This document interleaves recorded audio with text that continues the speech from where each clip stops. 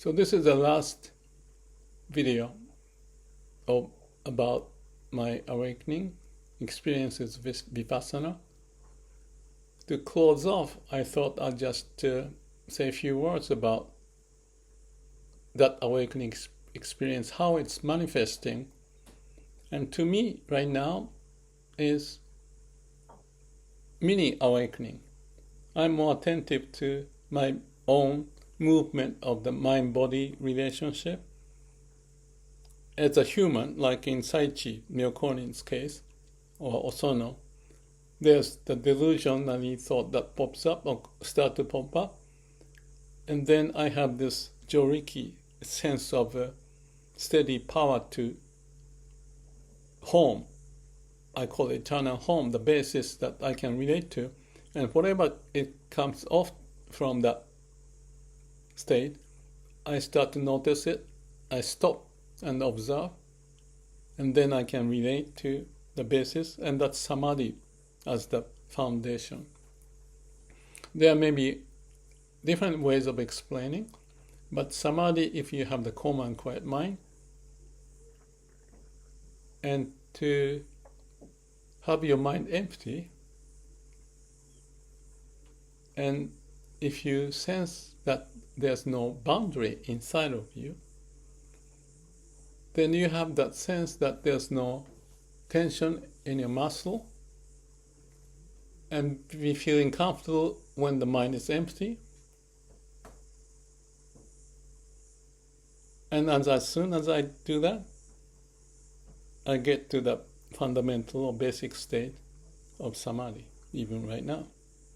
So it's a subjective experience, and I call it home or eternal home. So it's a nature's way of being, because I didn't do this awakening. It just happened that internal energy that was blocked by the mind and whatever the habitual pattern I had to find a way to erupt, and the fountain, the energy came out. And it may come out in a different way, or it may not come out, but you may still do the meditation because you are having the calm and quiet mind state, which is peaceful, blissful. I can talk more now. I remember things like energy level, the liveliness comes out in a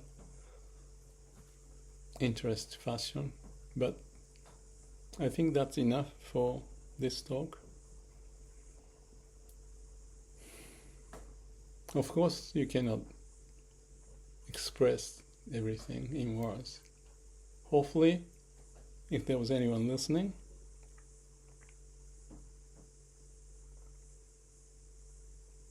there's something interesting or profound. And again, I will write the 10 or 15 or 20 pages of note that you can access if you want. But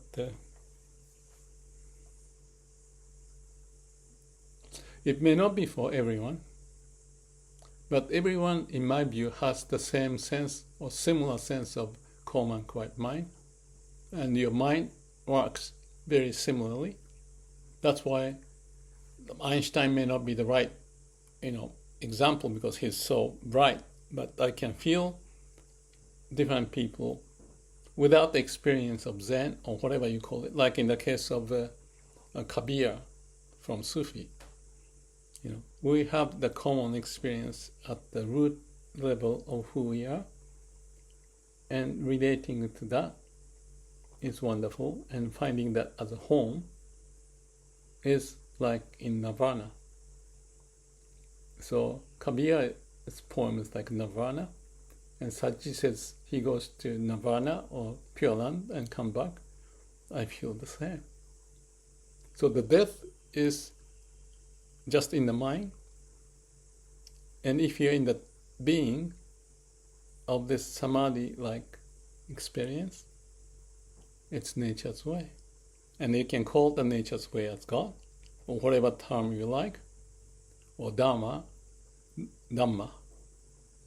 in the Indian or Pali language. And if we be with that, voila, it's absolute state. We are confused with have a brain, but we also have that absolute state and the miracle that manifested in our being, and we have access to that. And that's pretty damn good to know the secret of the universe, in my view. Thank you.